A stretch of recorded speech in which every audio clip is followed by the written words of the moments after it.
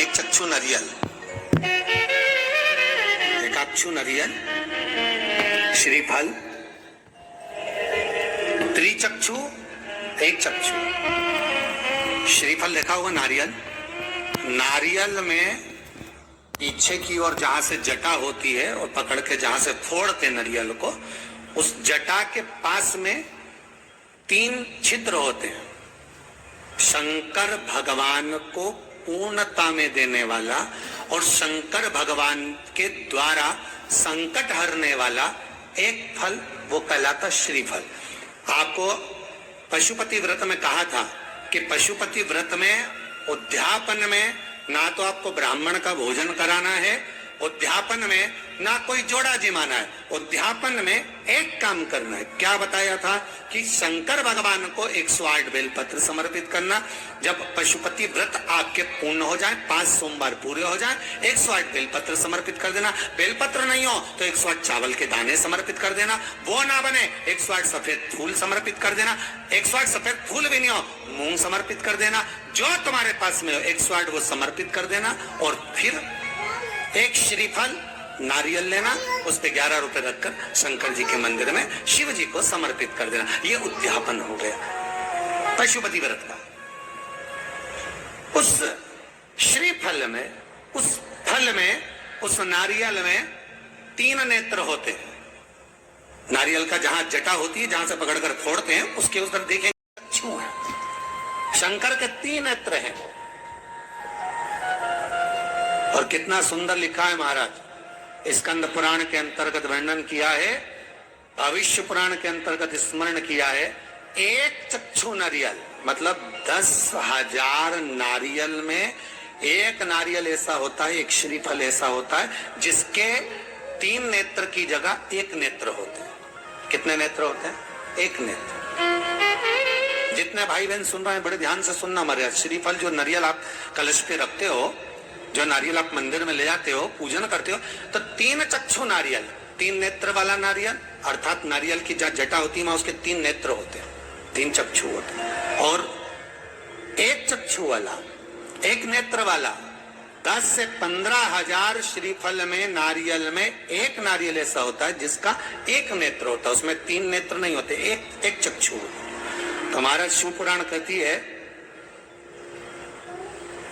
स्कंद पुराण कह रही है कि एक चक्षु जो नारियल होता है उसको शुक्रवार का जब प्रदोष पड़े, जिसको कहते हैं शुक्र प्रदोष। कौन सा प्रदोष होना चाहिए? शुक्रवार का प्रदोष।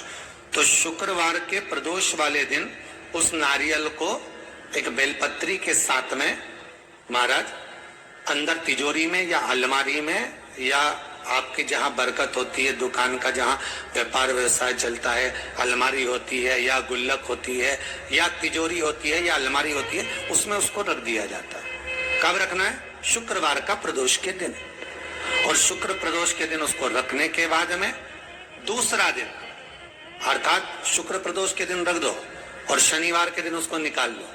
और निकालने के बाद उसको पूरे घर में घुमाने के बाद में श्री गणेश जी के मंदिर में, जो भी तुम्हारे घर में, तुम्हारे गांव में, तुम्हारे नगर में जो गणेश जी का मंदिर हो, उस मंदिर में ले जाकर उसको रखी आइए। वहां से मात्र 1 दुर्बा लेकर आइए, गणेश जी महाराज की चढ़ी हुई केवल 1 दुर्बा। और उस दुर्बा को दरवाजे की देहली पर छुलाकर उस दुर्बा को अपनी अलमारी में, अपनी तिजोरी में उसी दिन रख दो जिस दिन लेकर आयो महाराज। कभी जिंदगी में लक्ष्मी की कमी नहीं आ सकती, पर होना चाहिए एक चक्षु नारियल। जिस पुरी में आप जा रहे हो, अयोध्या जा रहे हो, कांची जा रहे हो, जगन्नाथ जा रहे हो, द्वारका जा रहे हो, मथुरा जा रहे हो, उज्जैनी जा रहे हो, आप जिस पुरी में जा रहे हो, जिस पुरी में था उसका महत्व शिव कथा कह रही महाराज। कोयल का तुम जन्म बनो, ऐ सती, जिस समय पर 2 आषाढ़ पड़ेंगे और तुम मेरी आराधना करोगी तब मुझे वापस पालोगी महाराज। शास्त्र कहता है अधिक मास के महीने में शंकर के मंदिर में किया गया दीपदान, अन्नदान, वस्त्रदान, जो भी दान हम शिव मंदिर में करते हैं उसका फल हमें शीघ्रता में ही प्राप्त होगा, अधिकता में ही प्राप्त होगा। कथा सुनिए ना भागवत जी, किस किसने सुनी है भागवत? जरा हाथ उठा, जिनने भी भागवत सुनी है सुनिए। राजा बलि का चरित्र सुना है? कौन था राजा बलि? पूर्व समय में जुआरी। राजा बलि कौन था? पूर्व समय में जुआ खेलने वाला, और जुए में इतना हार गया कि कुछ बचा ही नहीं उसके पास। अब जब जुए में हार गया सब कुछ, तब बड़ा दुखी हुआ। उसने सोचा करूं क्या, तो एक संत के आश्रम में चला गया, और संत के आश्रम में जाकर वहां से एक कमंडल, एक आसन, एक छत्र, पादुका सब चुरा कर ले आया, और उसने अपने दोस्तों के साथ मिलकर जुए में लगा दिया। अब दोस्तों को मालूम था कि हारेगा, तो दोस्तों ने क्या करा, अपनी पूरी जायदाद ये 4 चीजों में लगा दी। अब 4 दोस्त का माल एक छतरी, एक कमंडल, एक आसन, एक पादुका में लग गया। और आज क्या हुआ कि ये जीत गया।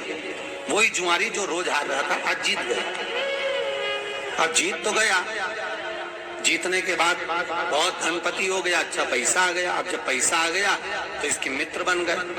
मित्र बने तो साथ में ये नशे में धुत रहने लगा, वैश्याओं का संग कर लिया। अब वेश्या का संग करा तो एक दिन एक वेश्या ने इससे कहा कि तुम कल मुझसे मिलने आओ तो मेरे लिए बीड़ा और गजरा लेकर आना बालों में लगाने का।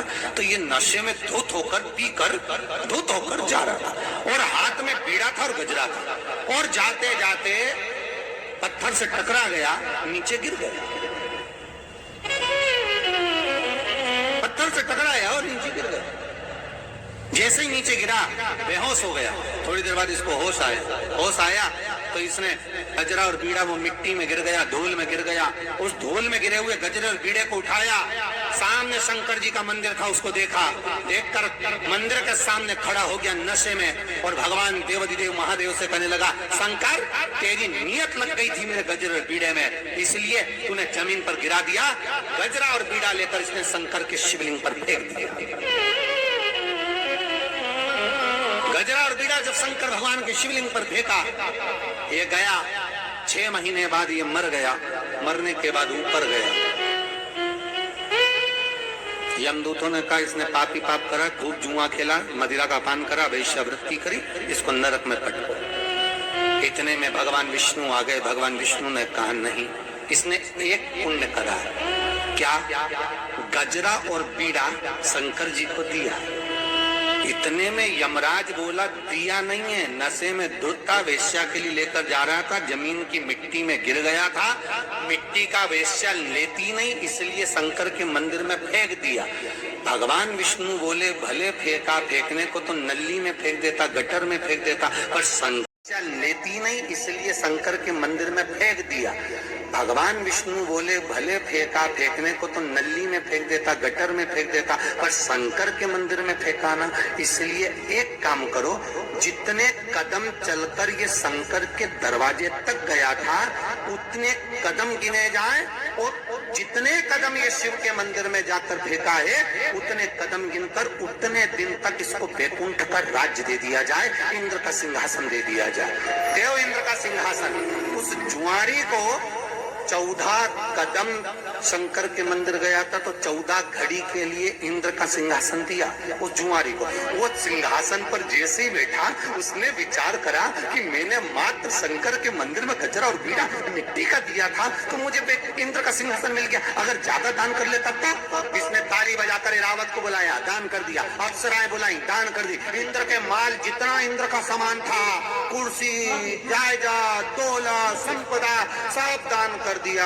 थोड़ी देर बाद उठ गया, 14 घड़ी पूरी हो गई। इंद्र सिंहासन पर बैठे हुए, रावत को बुलाए तो आए ही नहीं, अप्सराओं को बुलाए तो आए ही नहीं। किसी ने बताया वो जुआरी बैठा था, सब लुटा गया, सब दान कर गया। इंद्र दौड़ के भगवान विष्णु के पास गए, महाराज कैसे व्यक्ति को कुर्सी पर बिठा दिया, वो सब बर्बाद कर दिया। भगवान विष्णु बोले रे इंद्र, जो तू इतने सालों में नहीं कर पाया वो 14 घड़ी में करके निकल गया, 14 घड़ी में कर गया, मात्र 14 घड़ी में। पूछा गया क्या करना है? शंकर भगवान सामने आ गए। इसने मेरे मंदिर में जो दिया, भले मिट्टी में सना हुआ दिया, पर दिया तो मुझे। एक काम करो नारायण, इसको सुतल लोक में, पृथ्वी पर, मृत्यु लोक में राजा बना दो। और भगवान विष्णु कहते हैं राजा ऐसे ही नहीं बनेगा, इसने मेरे शंकर के मंदिर में दान दिया है, इसलिए ये नारायण स्वयं ब्राह्मण का बेटा बनकर इसके दरवाजे पर भीख मांगेगा। राजा बलि बने और वामन भगवान ने उनके दरवाजे पर भिक्षा मांगी, क्योंकि उसने शिव मंदिर में दान दिया। तो साधारण नहीं शंकर का मंदिर, शंकर की उपासना साधारण। सब बोलिए एक बार जमकर, श्री शिवाय नमस्तुभ्यम। प्रैक्टिकल जरूर करना, कहीं सीवर वाला महाराज झूठ तो नहीं बोल रहा। शास्त्रों की बातें हमारे जीवन में हमें सुख प्रदान करे, इसलिए इस भाव का आनंद करते हुए आज की कथा को विराम देते हैं।